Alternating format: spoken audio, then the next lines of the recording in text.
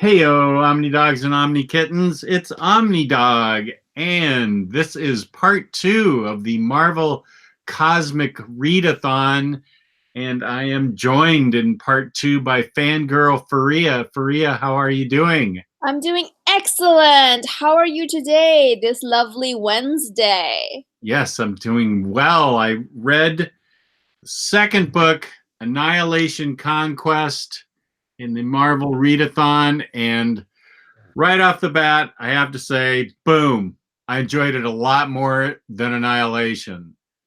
I don't, I felt that it was a lot less confusing because I felt, I say right off the bat that I don't have a huge knowledge of Marvel's cosmic universe.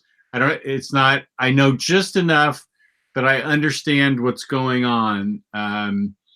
But I found Annihilation to be kind of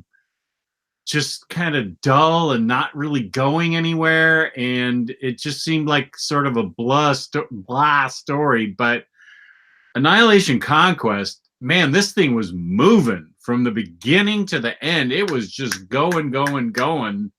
And I had, my feeling was that I didn't know that this was such a Nova story. I was unaware. This was my big introduction to Nova. Richard Rider was a big deal, and I enjoyed him. The Nova Corps got destroyed in Annihilation, and he was the main recipient of the hive mind of Nova Corps. World Mind. World Mind, sorry. Yeah. Get your names together. Get your minds together. Get my minds together. And all the powers of Nova Corps he absorbed, and so he was quite powerful. But and I did not know that this was the first meeting of the Guardians of the Galaxy, sort of, as I don't have a picture of the Guardians of the Galaxy up here, but this is just some artwork from Annihilation Conquest. But this was the first gathering of Groot, Rocket Raccoon, and Peter Quill. And Drax and Gamora were also paired together, but they were absorbed by this what do you call them?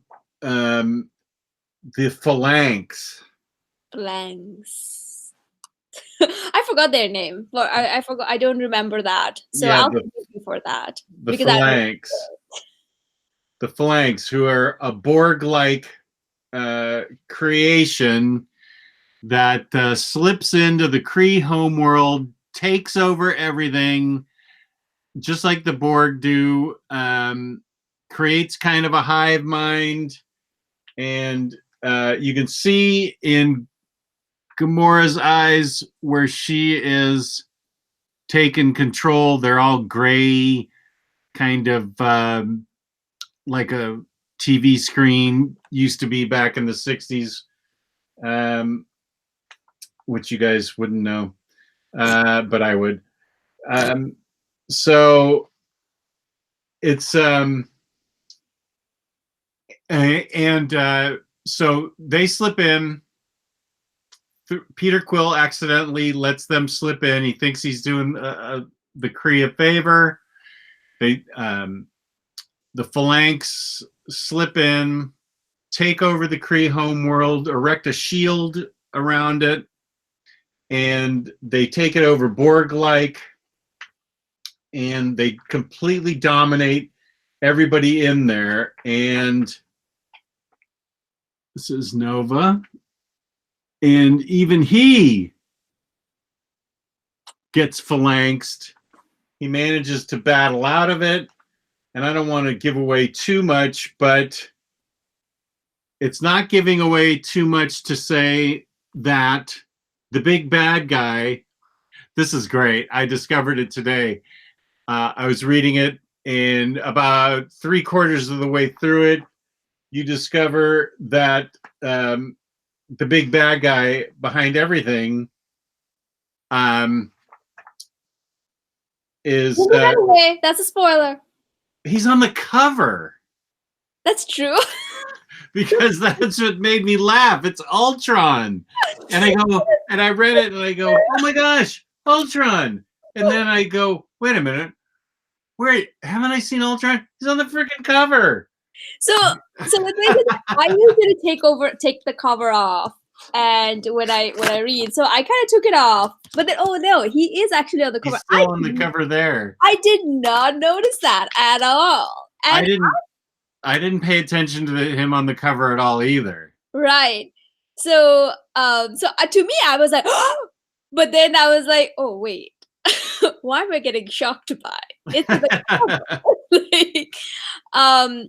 So the thing is, like, your idea that it's actually like you liked it better than Annihilation, it seems like a common consensus, because a lot of people who don't like Annihilation ends up liking Annihilation Conquest much more.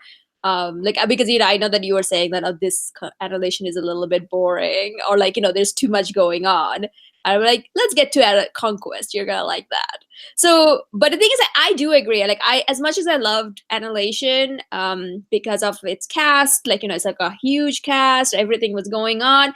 Conquest, on the other hand, is much more condensed, and like because of the situations and everything, and it was very easier to follow. Like, I agree with you that it was easier to follow, and there was still a lot going on, but it was like segregated. Like the plots were like, okay, there were plots going on, and you were like, okay, these three people are doing these things, and then you just kind of you can follow that around. I kind of liked one of the things that that this is set right after Annihilation, so the consequences of that is still being like you are still feeling it, like especially with the Kree. They're recovering from that Annihilation wave and everything, so they're kind of on a very still in the recovery stage, and then this whole phalanx thing happens, and so it's kind of understandable that why they were so easily taken over, because they were kind of in a bad their defenses were down. Yeah, they're right. And then also they kind of showed a lot of different sect how they were recovering from it. Like, especially Philavel or Philavel, however you say it. Like, she was in a diplomatic mission to help people out and stuff like that. So that was kind of nice. I thought that, that was a very interesting look, because oftentimes you have this big battle and then, oh, hurrah, everything is good. You don't see the aftermath as much. But it was kind of nice to see what happened, an event after the event. So you get to see a little bit of that. Yeah, and I will say it's really cool that you get to see Cosmo in here a lot. That Nova has a lot of interaction with Cosmo on a special outer lying edge of the galaxy, edge of the known universe experience that they managed to work in, which was great seeing Cosmo. And there are some meaningful deaths. I won't spoil it for anyone, but there are some meaningful deaths. There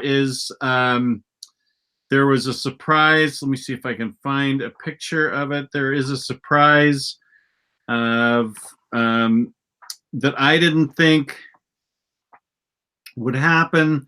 There is, because I hadn't seen him in so long, is a surprise return of Warlock. I mean, they just brought Warlock back from New Mutants because Nova tries to find the home world of the Phalanx, and it's just Warlock and his adopted son, sort of, and it's kind of out of left field, but the way they work it into the story, it really makes sense. And that little scene there,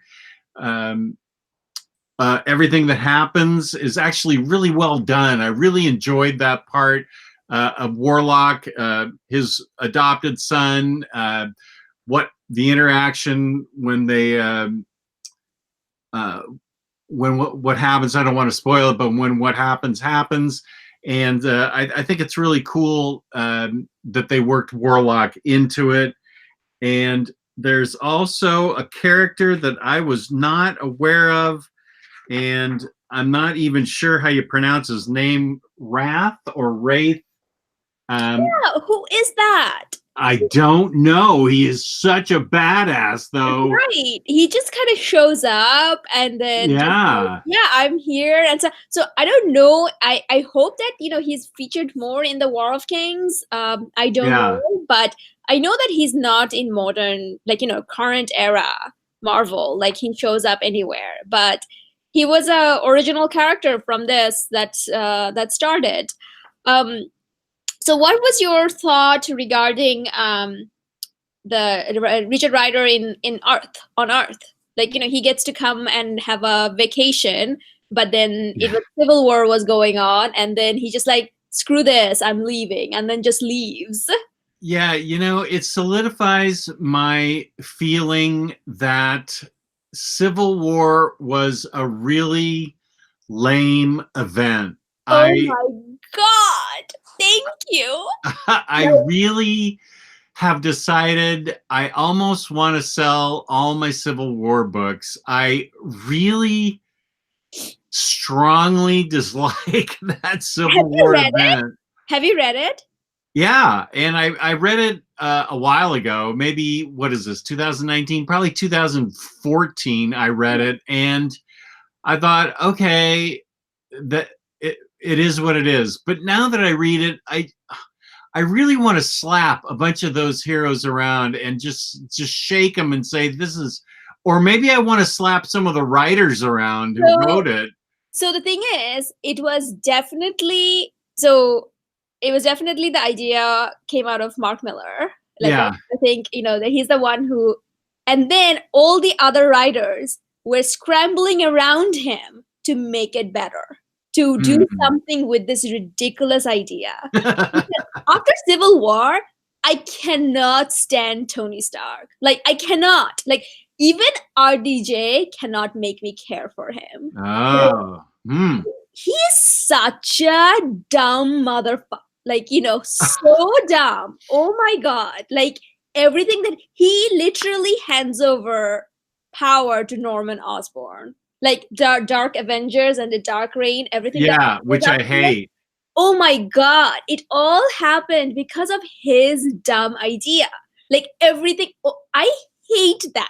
I hate him after this. And yeah, I feel like he's still paying the repercussion of that. Like, every time he tries to do something, everyone's like, oh yeah? You mean that time when you did start a Civil War? Like, that's a whole thing. And I hate that. So I'm glad that there's someone out there who feels the same way. I'm pretty sure we're not the only one. But so the thing is, like, I was kind of interested to see how Richard Rider interacts in the world, like, on Earth and stuff, because when we first see him in Annihilation, he's already in Nova Corps. He's already kind of flying around there. And so I was thinking about it, but as soon as he lands and it's in the middle of Civil War, I'm like, oh no, brother, fly away. Yeah. Because I'm like, I don't want to see this. And thankfully, that was only like 2 or 3 issues. He realized that he doesn't want to be here. He leaves, and I'm just like, whew, thank you. We didn't want to be there either. Right. We did not want to be there either. Like, especially anytime the Thunderbolt showed up. Oh, God, I hate them so much. Totally. I completely agree with you. Yeah. Like, it's cool. It's a very cool idea. Warren Ellis's Thunderbolt was really good, and I wish that he was allowed to kind of stay on it for a very long time. But that team, oh my God, I hate them. I was like, stop. So, and the thing is, like, I really enjoyed. I didn't know that Groot could ever talk. You know what? I just turned to the page, and I didn't know that he spoke in complete sentences either. Right. Towards the end of the book, he's more I am Grooting, but at the very beginning, he's speaking in complete sentences, which I was not aware of. So I thought, I agree with you. That was pretty cool. And the thing is, like, he was not only he was saying in complete sentence, but he was a jackass. Like, he was like worse than Rocket. Yeah. Like, just being like, oh, I'm like so high so and so. I am royalty. Yeah. Royalty and all that. But I really enjoyed the Guardians getting together, and also like the Peter Quill's character and everything. So I am so looking forward to the Dan Abnett's like the Guardians run, all of it in like the next 3 omnibus that we're gonna be reading. Yeah, here's a big picture of Groot right here. Yeah, and then the thing is like the way he goes around and gathers all of them in a jail cell, pretty much, which is a little bit reminiscent of how they met in Guardians of the Galaxy movie, right? Right. Like, they met in a jail. In a prison, so I was really excited about that. Though Gamora and Drax were somewhere else, but it's like this team coming together. I really wanted to see more of them. So I was like, as soon as I'm done reading that 4 issues of Star-Lord, I'm like, are they together anywhere else? What? I need more. And then I was happy to see that they will be back in the next 3 omnibus. So yay, something to look forward to. There's a question here for me. Ethan, my email is omnidogsvault2@gmail.com. omnidogsvault2@gmail.com. Yeah, and he was also saying that I am Groot is actually a complete sentence. That's Which true. Is That's true. That is true. I think he was saying phrases maybe that like or he was saying, well, like we don't speak Groot, so right. we understood without speaking Groot. That's a good point. Yeah. So the thing is, like, we talked about it. The reveal was kind of, though it was like I was still shocked because I didn't see it. I didn't notice the cover. Yeah, I didn't notice it either. So but if someone noticed the cover, they reveal it pretty like if the cover says it all. So I don't know what thought process went into it when they were putting this omnibus together. Yeah, I don't know either. Like they just like, okay, let's just reveal everything over here. And I also liked that it also explained why Peter Quill wasn't. We got a complete rundown on what happened to Peter Quill not ahead of time, but gave us the backstory on why Peter Quill wasn't Star-Lord anymore and what he did to deserve to be locked up in the jail next to the Crunch. So I thought that was good because I just went into Annihilation cold and didn't know why Peter Quill did not want to be called Star-Lord anymore and what he had done to deserve to be in that prison at the edge of the galaxy. So I thought that was cool. Yeah, and though I would have liked to like seen that. So I was actually like, I don't know if there was a Star-Lord mini series like before this, like a solo run by him. So I don't know. Yeah, I don't know either. I have a feeling there probably was. There was probably, but I actually don't know. I like the role Mantis played in the Guardians of the Galaxy. Right. She had such a big role. I don't know who the bug guy was, but he had an interesting role. I want to see him in movies though. I really the bug guy. Him. Yeah. He was one of those like super underrated character. Yeah. I want him to have a cameo, like in the next Guardians movie or whatever. I liked Phyla-Vell and Moondragon. That was very nice. Like a gay relationship that was portrayed without any much fanfare. But then something happens to Moondragon, which I thought was like, oh, okay, this is the thing now. And I personally kind of enjoyed it. Like yeah, I thought it was interesting. Yeah, whatever happens to her, I'm like, great. Like.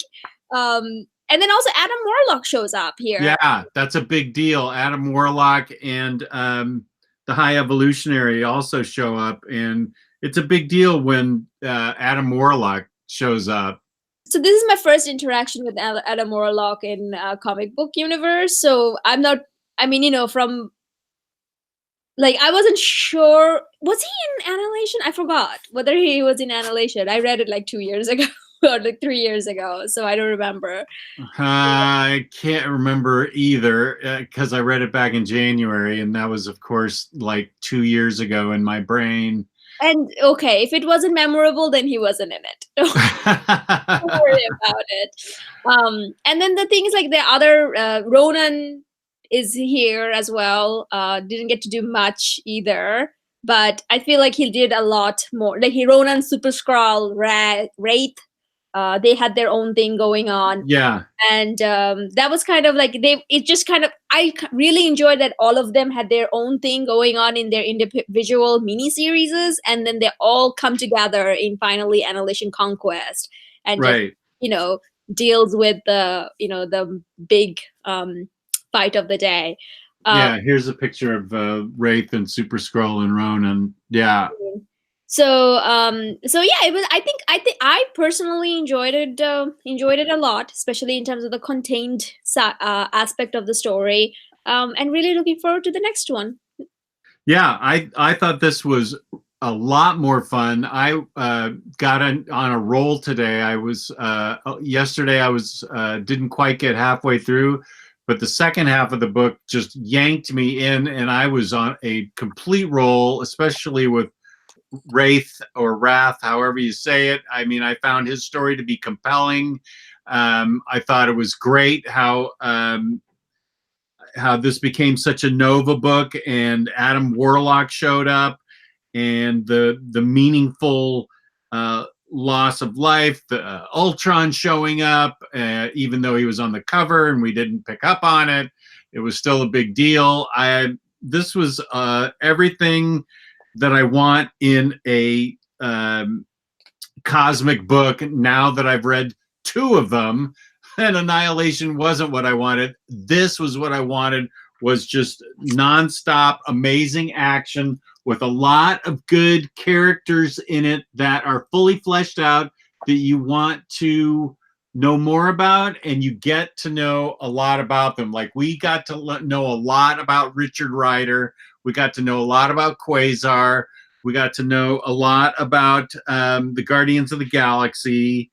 So that's what I want more of, where I want like deep characterization with a lot of action and a lot of interesting interpersonal goings on, where you've got like between Quasar and Moondragon, and the relationship between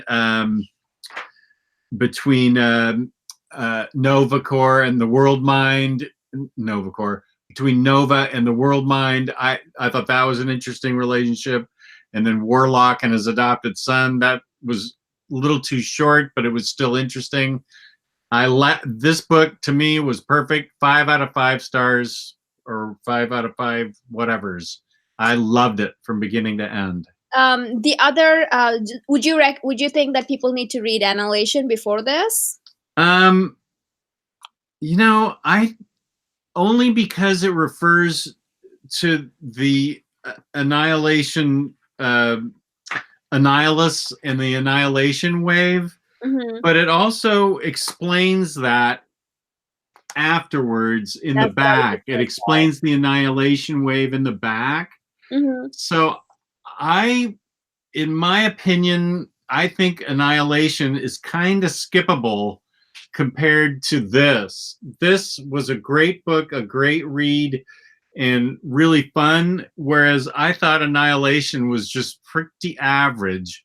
So I would not go out of my way to read Annihilation. I thought it was 2.5 out of 5. Oh, yes. You changed your mind, because that's not what I remember we talking about. Well, compared to this now.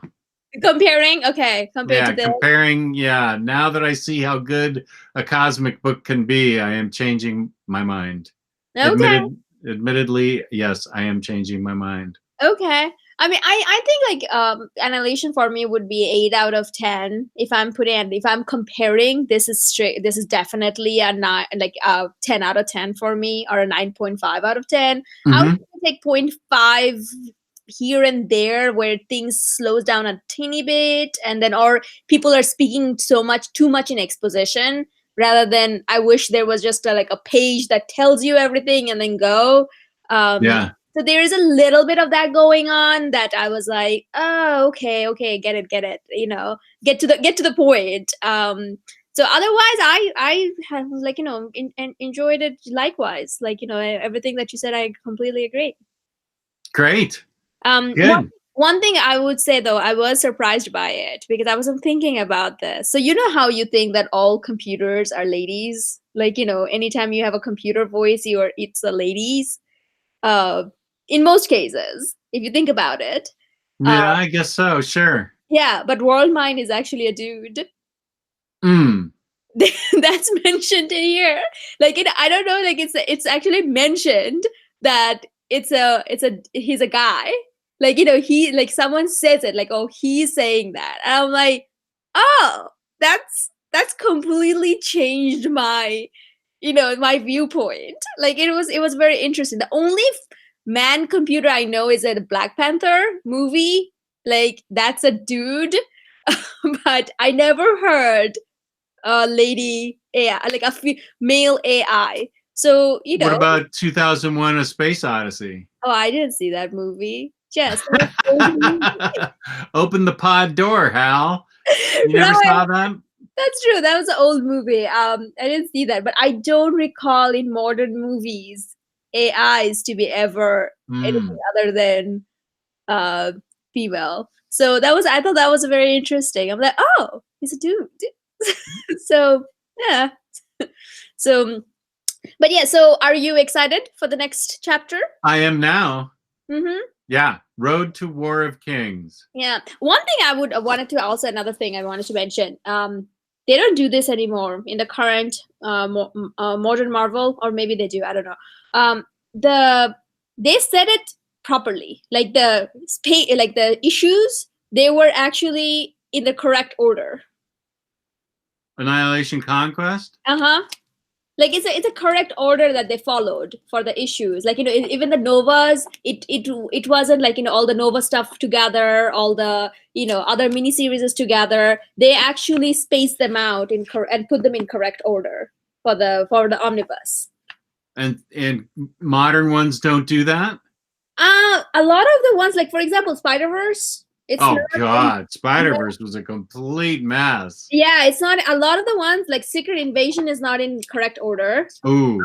So I think like a lot of event omnibuses now are not in correct order. They put them in like the order of the writer or the miniseries order or something like that. But this was actually done in correct order.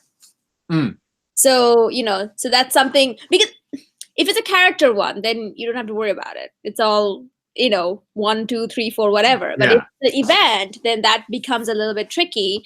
But I think like a lot of newer omnibuses are not done right. Like it's a new gripe, because we as comic book fan always like to bitch about things.